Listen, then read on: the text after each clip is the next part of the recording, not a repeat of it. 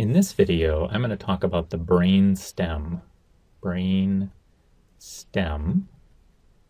And we briefly discussed the brain stem when we were talking about the structure of the nervous system as a whole. So recall that the brain stem is right around here. And if we look at our larger drawing of the central nervous system, this is the brain stem right here. And the brain stem connects basically all the parts of the nervous system together. So the brain stem connects the cerebrum on top, and it connects the spinal cord below, and it connects the cerebellum, which is behind the brainstem.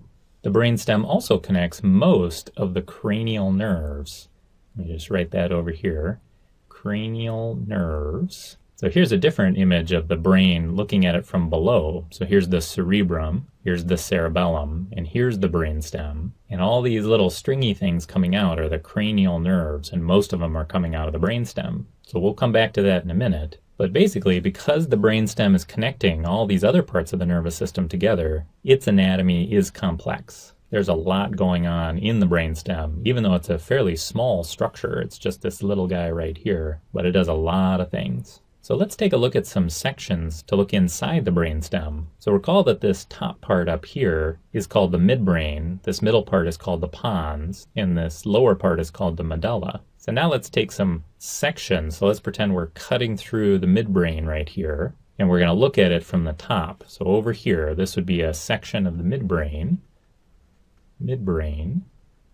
And when we're looking down on it from the top, it's kind of got these big parts that stick out the front of it, and some little bumps on the back. And don't worry about the names of any of those right now. And then if we take a section through the pons, so if we cut through the pons like this, and we look down at the pons from the top, this would be a view of a section of the pons. Let me just write that, pons. And it's got this really big part that sticks out the front. And then let's take a section here through the medulla. So let's cut through the medulla and look at it from the top, and that would be this guy right here. So this is the medulla.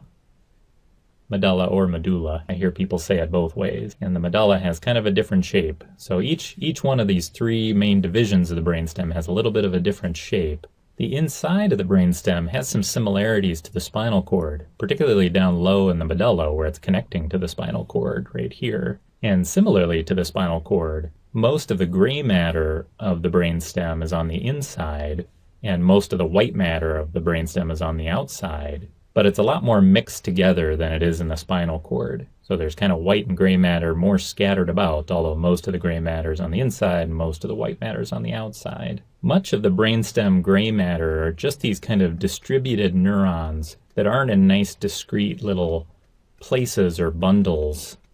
And we call this the reticular formation of the brainstem. Just all these neuron somas scattered about through a lot of the gray matter inside the brainstem. Let me just write that over here. The reticular formation.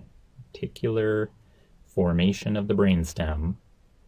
And this turns out to be a really important structure. The reticular formation of the brainstem plays a big role in lots of autonomic functions.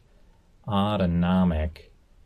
And plays a big role in controlling things like circulation, respiration, and digestion, some of our critical organ system functions. And in addition to that, participating in a lot of these lower functions of the nervous system, the reticular formation sends lots of axons projecting up to the cerebrum up here and plays a major role in lots of the higher functions of the nervous system as well, including cognition, emotion, and consciousness. Now, a lot of the white matter that's passing through the brainstem is actually connecting the different parts of the nervous system. So for example, on these drawings over here, which are kind of views from the front cutting through the nervous system, like I've done here, and what these drawings are showing are what we often call the long tracts. Long tracts. And we call them that because they're collections of axons traveling a long distance through the central nervous system, often connecting the cerebrum up top down to the spinal cord, and they're just passing through the brainstem on their way to or from the spinal cord or the cerebrum. And there are two big categories of long tracts that are really important passing through the brainstem. So let me write two little marks here. The first play a big role in the motor functions of the nervous system, and these are actually the upper motor neurons. So here in this drawing, what they've shown is upper motor neurons starting way up here in the cerebrum, and then passing down through the brainstem and mostly crossing over to the other side of the spinal cord where they're going to innervate lower motor neurons. And here what they're showing in this drawing are somatosensory long tracts. Somatosensory.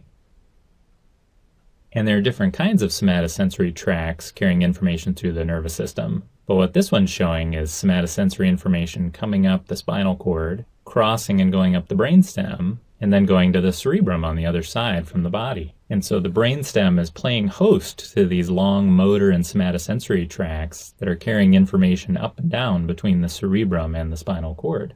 And as if all of that wasn't enough functions for the brainstem to be doing, most of the cranial nerves, as I mentioned, are attached to the brainstem. And the cranial nerves are doing all sorts of different things. There are 12 pairs of these cranial nerves, and most of them are attached to the brainstems. Let me just draw a few on my drawing over here. But here's a much better drawing where they're showing the brainstem, and all of these little nerves coming out here are cranial nerves, and there are 12 pairs of them, most of which come out of the brainstem.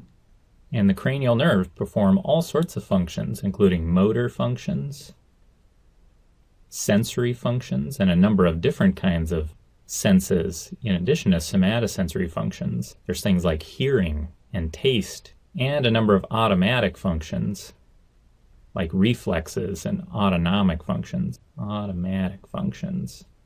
And the cranial nerves are related to a lot of the gray matter inside of the brainstem, because in addition to the reticular formation, this kind of just number of neuron somas that are scattered around, there are collections of neuron somas that are nuclei, that are discrete nuclei that have been named. And the cranial nerves are often carrying information away from these nuclei or into these nuclei, depending on what functions they're performing. So for example, in this illustration over here, we're kind of looking at the brainstem from the left side. This is the front, and this is down. And what they're showing are these nuclei have neuron somas, and then axons are leaving the brainstem through cranial nerves to perform motor functions. And then in this drawing, they're showing sensory information coming in through cranial nerves to the brainstem, to different nuclei in different parts of the brainstem.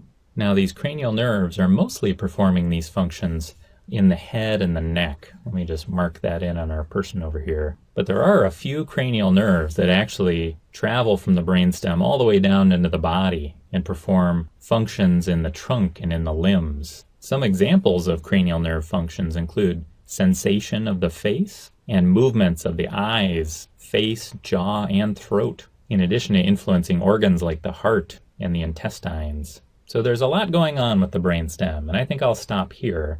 And in later videos, we can spend some more time going into some of the details of the different structures and the different functions of the brainstem. But I just want to introduce it and give you a feel for all the different things it does.